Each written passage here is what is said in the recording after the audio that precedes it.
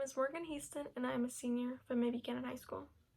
Today I want to persuade you the importance of not drinking and driving and why it is such a concern to today's society.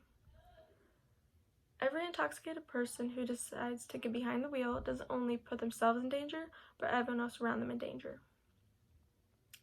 Alcohol impairs a person's judgment and ability to operate a vehicle. The consequences of drinking and driving are not worth it. Someone can face jail time for just having a couple beers. I want to persuade you to consider the impact drinking and driving can have on you and everyone else around you. The story I want to share with you today is about a drunk driving victim, Antonio Mason. Antonio had a new basketball season coming up that could get him into a four-year college, a son on the way, and so much going for him.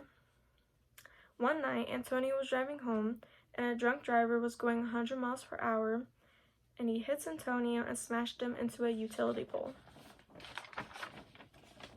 Antonio woke up the next morning in the hospital, not remembering anything and not being able to move his legs at all.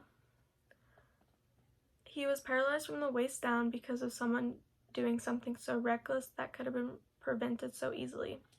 Just think, if Antonio died that day, he wouldn't have been able to see his son being born, and his son wouldn't have a dad growing up.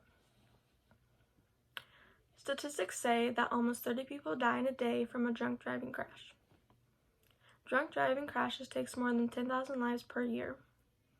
The prospect you or someone in your family being involved in an alcohol-related vehicle accident in their lifetime is 200%, according to NHTSA.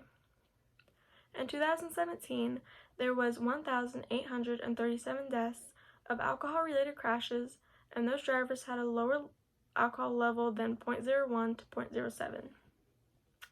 An updated blood alcohol content level chart states that at 0.02, your judgment, visual function, ability to multitask, and mood are altered.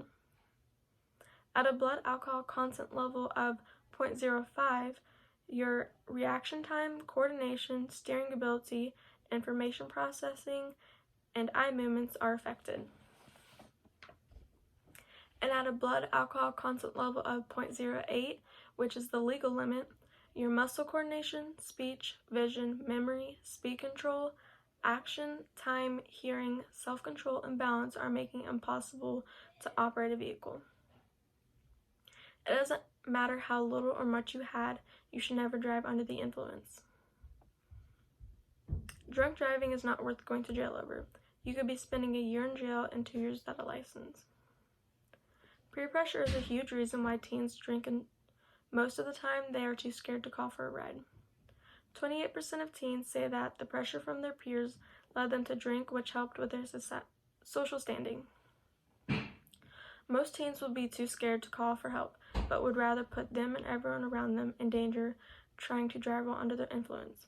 And this could be easily resisted by just calling a parent, a friend, or even a taxi, or having a designated driver before you even go out. In conclusion, I advocate you to think before you drive while intoxicated.